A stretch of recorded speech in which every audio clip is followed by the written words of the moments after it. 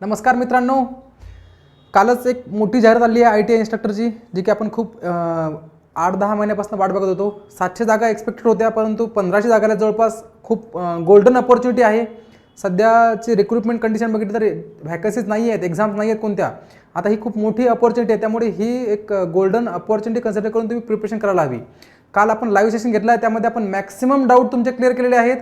आता अजूनही याच्यामध्ये क्वालिफिकेशन आणि एक्सपिरियन्सबद्दल थोडेसे काही मुलांचे डाऊट आहेत, तर तुम्ही थोडंसं डिटेलमध्ये एक व्हिडिओ बनवतोय की प्रायव्हेटवाले किंवा गव्हर्नमेंटचा एक्सपिरियन्स लागतोय किंवा तो 3 वर्षाचा, 4 वर्षाचा, 2 वर्षाचा कशाला पाहिजेत, डिप्लोमावाल्या मुलांना एक्सपिरियन्स आवश्यक आहे का, डिग्रीवाल्या मुलांना एक्सपिरियन्स आवश्यक आहे का, हे मी एकदा पूर्ण क्लिअर करतो इथे. ठीक आहे. यामध्ये आपण बघू मित्रांनो, यामध्ये 2 पॉईंट दिले आहेत. यामध्ये क्लॉज ए, बी मधला सब क्लॉज, हा बी मधला सब क्लॉज ए आणि बी. ठीक आहे. ह्यामधलं आपण बघू. सब क्लॉज ए मधला आधी आपण काय करू, पूर्ण क्लिअर करून घेऊ. ह्यामध्ये diploma at least in second class, तुमचा डिप्लोमा सेकंड क्लासमध्ये आवश्यक आहे. ठीक आहे. In appropriate branch of engineering or technology, तुमचा ॲप्रोप्रिएट ब्रांच नसेल म्हणजे सिव्हिलचं जर ड्राफ्ट्समनचं आहे तर सिव्हिलचं अलाउड आहे, टर्नर फिटर असेल त्याला मेकॅनिकल अलाउड आहे, नंतर वायरमन इलेक्ट्रिशियनला इलेक्ट्रिकल अलाउड आहे. तर ॲप्रोप्रिएट ब्रांचच्या मुलांना ॲप्रोप्रिएट ट्रेडसाठी अलाउ आहे. ठीक आहे. नंतर याच्यामध्ये आणखी एक महत्त्वाचा पॉईंट, हा एक त्यांनी शेवटचा पॉईंट घेतला, पण मी तुमचा इथेच क्लिअर करतो की तो मेन पॉईंट आहे. सर डिप्लोमावाल्या मुलांना मग एक्सपिरियन्सची आवश्यकता आहे का, त्यामध्ये दिला 4 वर्ष एक्सपिरियन्स. तर मित्रांनो त्यांनी काय केलं, शेवटच्या क्लॉजमध्ये मेन्शन केलं आहे, the requirement of experience may not be इन्सिस्टेड upon in case the person possessing diploma in second class. Diploma second क्लासमध्ये जर तुम्ही पास झाले असाल तर तुम्हाला एक्सपिरियन्सची आवश्यकता नाही आहे. ठीक आहे. हा पॉईंट क्लिअर. पहिला तुम्ही कोणत्याही ब्रांचमध्ये डिप्लोमा असू शकता, तुमच्या कॉन्सन्ट्रेटसाठी अप्लाय करू शकता. दुसरं की तुम्हाला एक्सपिरियन्सची आवश्यकता नाही आहे. आणखी तिसरा महत्त्वाचा पॉईंट हा पण शेवटी दिला आहे, तो पण मी आधीच घेतो आहे. उच्च शैक्षणिक अर्हताधारक उमेदवार पात्र समजण्यात येतील, म्हणजे हायर क्वालिफिकेशनचे मुलं पण अलाउड आहे. ह्यामध्ये मिनिमम क्वालिफिकेशन जे आहे डिप्लोमा वगैरे हे कंपल्सरी सांगितलेलं नाही आहे. त्याचा अर्थ असा आहे की 12+ डिग्रीवाले पण मुलं अलाउड आहेत, डिग्रीवाले पण मुलं अलाउड आहेत, एमटेकवाले पण मुलं अलाउड आहेत, PhD वाले पण मुलं अलाउड आहेत. तर याचा अर्थ असा आहे की तुम्हाला पहिले जे पॉईंट आहे, डिप्लोमा आवश्यक आहे. ठीक आहे. डिप्लोमावाले मुलं फॉर्म भरू शकतात, डिग्रीवाले पण मुलं फॉर्म भरू शकतात, एमटेकवाले पण मुलं फॉर्म भरू शकतात, 12+ डिग्रीवाले पण मुलं फॉर्म भरू शकतात. ठीक आहे. डिप्लोमा आणि डिग्रीवाल्या मुलांना एक्सपिरियन्सची आवश्यकता नाही आहे. ठीक आहे. हा एक पॉईंट तुमचा क्लॉज क्लिअर झालेला आहे. आता आपण बघू सेकंड क्लॉज काय त्यांचा, बी. ह्यामध्ये त्यांनी बी दिलं आहे. याच्यामध्ये काय दिलं आहे, have pass secondary school certificate examination with mathematics and science subject. मग आता ह्यामध्ये लक्षात घ्या, SSC मॅथ आणि सायन्स ज्यांचं बॅकग्राऊंड आहे ते फॉर्म भरू शकतात, पण त्याच्यासोबत अँड पजेसेस आयदर, त्यासोबत आणखी त्यांना एक्स्ट्रा क्वालिफिकेशन लागणार आहे. ते काय असणार आहे, SSC तर मिनिमम लागणारच आहे. SSC सोबत तुम्ही at least apprenticeship, national apprentice certificate असणं आवश्यक आहे तुमच्याकडे. ठीक आहे. अप्रोप्रिएट ट्रेडमध्ये. नंतर national trade certificate in appropriate ट्रेडमध्ये असणं आवश्यक आहे. तुमचं NCTV जे आहे, NCTV सर्टिफिकेट, ते मुलं फॉर्म भरू शकतात. नंतर trade certificate in respective trades awarded by the state council for training of vocational trades of Maharashtra, म्हणजे ITI जे आहेत ते मुलं फॉर्म भरू शकतात.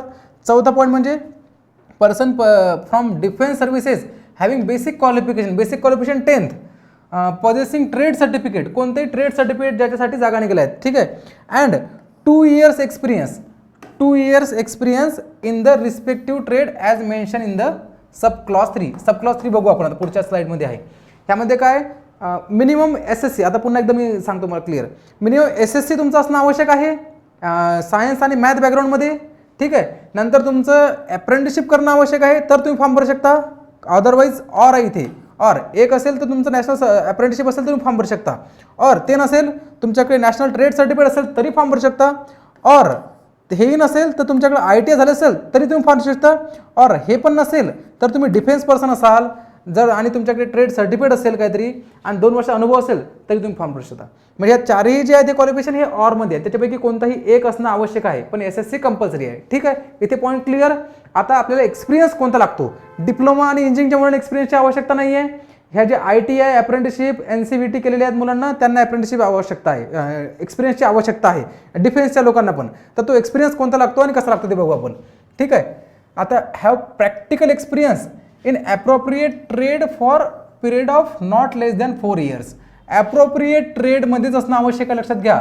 जर का तुमचा RSCचा ट्रेड असेल तर तुमचा RSCमध्येच एक्सपिरियन्स असला पाहिजेत. रेफ्रिजरेशन एअर कंडिशनिंगमधलाच. जर का तुम्ही मोटर मेकॅनिक असाल तर मोटर मेकॅनिकमधलाच एक्सपिरियन्स असायला पाहिजे, नाही तर तुम्ही केलं असेल फिटरमधला एक्सपिरियन्स, तो चालणार नाही आहे. ठीक आहे. आणि नॉट लेस दॅन 4 इयर्स, तुमचा कमीत कमी 4 वर्ष एक्सपिरियन्स असणं आवश्यक आहे. ठीक आहे. नंतर त्याच्यामध्ये तुमचं ट्रेनिंग पिरियड पण इन्क्लुडेड करू शकता. जर का तुमचं 6 महिन्यात ट्रेनिंग असेल त्यात इन्क्लूड, 1 वर्ष ट्रेनिंग असेल, 2 वर्ष ट्रेनिंग असेल तर तुम्ही इन्क्लूड करू शकता. तो मिळून तुमचा 4 वर्ष एक्सपिरियन्स असणं आवश्यक आहे. आणि तो कोणत्या याच्यासाठी? सब क्लॉज एचं त्यांनी क्लिअर केला आहे, एच्या मुलांना नाही. बी मध्ये 1, 2, 3च्या लोकांसाठी 4 वर्ष. 1, 2, 3 मध्ये कोण आहे? अप्रेंटिसशिपवाले, नंतर तुमचं NCVT वाले, नंतर ITI ट्रेडवाले, ह्या तिघांसाठी 4 वर्ष एक्सपिरियन्स आहे. ठीक आहे. नंतर पुन्हा अँड द पर्सन, आता याच्यामध्ये and the person possessing the qualification mention in sub clause B4 म्हणजे कोणता? तुमचा डिफेन्स सर्व्हिसेसवाले. ठीक आहे. ह्याच्यामध्ये सब क्लॉज B4 आहे, त्याच्यामध्ये त्यांना काय लागतंय?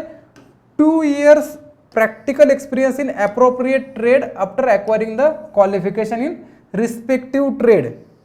आता याच्यामध्ये आणखी एक पॉईंट लक्षात घ्या. आफ्टर ॲक्वायरिंग बेसिक क्वालिफिकेशन तुमचं, ह्यामध्ये तुमचं आफ्टर ॲक्वायरिंग क्वालिफिकेशन म्हणजे ITI झाल्यानंतरचा एक्सपिरियन्स. नाही तुम्ही जर म्हणसाल की सर माझा 2 वर्ष ITI झाला आणि 2 वर्ष एक्सपिरियन्स झाला आहे, मी ITI करत असताना पण मी जॉब करत होतो, मला तिथे काम करत होतो, तर तो एक्सपिरियन्स काउंट होईल का? नाही. तुमचं मिनिमम क्वालिफिकेशन कंप्लीट झाल्यानंतरचाच एक्सपिरियन्स काय होणार? तुमचा काउंट होणार. ठीक आहे. In respective trades and industry of the government department, industrial undertaking और कमर्शियल कॉन्सर्न्स और कॉर्पोरेशन्स और board of establishment the government. तर ह्याच्यामध्ये जे कमर्शियल कॉन्सर्न्स आहेत त्याच्यामध्ये प्रायव्हेट सेक्टर पण आपण कन्सिडर करू शकतो. कमर्शियल कॉन्सर्नमध्ये तुम्ही प्रायव्हेट सेक्टर पण येऊ शकता, त्यामध्ये प्रायव्हेट सेक्टरचा पण एक्सपिरियन्स चालू शकतो. ठीक आहे. आता इथे एक्सपिरियन्समध्ये काय लागणार? आणखी तुमचे डॉक्युमेंट्स तुम्हाला सोबत सबमिट करायचे आहेत, पण तुमचा एक्सपिरियन्स जो आहे तो रोजंदारी बेसवरचा असेल तरी चालेल, कार्यवाही पद्धतीवरचा असेल तरी चालेल, तुमचा कॉन्ट्रॅक्ट बेसवरती असेल करार पद्धती तरी चालेल, तुमचं एक मानधनवरती असेल तरीही चालेल. फक्त त्याच्यामध्ये काय? केवळ पूर्ण वेळ काम केलेले असल्यासच असा कालावधी अनुभव म्हणून ग्राह्य धरण्यात येईल. म्हणजे तुमचं चालेल कॉन्ट्रॅक्ट बेसवरती असेल तरी चालेल, पण तुम्हाला काय असायला पाहिजेत? मिनिमम तुमचं फुल टाईम एक्सपिरियन्स पाहिजे त्याच्यामध्ये, पूर्ण वेळ काम करण्याचा अनुभव. नंतर तासिका बेसवरती, नियतकालिकवरती किंवा अंशकालीन, विद्यावेतन किंवा अभ्यागत, अंशदानात्मक, नंतर विना वेतन तत्वावर केलेल्या अंशकालीन सेवेचा तसेच प्रभारी म्हणून नेमणुकीचा कालावधी तसेच अतिरिक्त कार्यभाराचा कालावधी म्हणून ग्राह्य धरला जाणार नाही आहे. म्हणजे तुमचा काही हे असतील एक्स्ट्राचे तासिका बेसवरती वगैरे ते एक्सपिरियन्स काउंट केले जाणार नाही आहे. ठीक आहे. मला वाटते मित्रांनो इथे सगळ्यांचे पॉईंट्स क्लिअर झाले असतील. एक्सपिरियन्स कोणता लागतो आणि क्वालिफिकेशन काय लागतो मला वाटते मी पूर्ण चांगल्या प्रकारे सांगितलेलं आहे. जरी तुमच्या काही डाऊट्स असतील तर तरी तुम्ही मला काय करताय कमेंट सेक्शनमध्ये विचारू शकता. मी पुन्हा या डाऊट क्लिअरिंगवर तुमचं एक सेशन घेणार आहे. मित्रांनो आता तुमच्या सगळ्या गोष्टी क्लिअर झाल्यात. आता तुम्ही काय करायचं आहे? अभ्यासाला लागायचं आहे. तुमचे जे डाऊट्स असतील किंवा अभ्यासाबद्दलचे आपण तुमच्यासाठी स्पेशल लाईव्ह सेशन पण कंटिन्यू करणार आहोत इथून. आता मित्रांनो खूप चांगली गोल्डन अपॉर्च्युनिटी आहे. जवळपास 1-1.5 महिन्यामध्ये एक्झाम होणार आहे. तुम्हाला खूप जोरात अभ्यासाला लागायचं आहे. लवकरात लवकर फॉर्म फिलअप करा आणि अभ्यासाला लागा. ठीक आहे मित्रांनो. थँक्यू. All the best.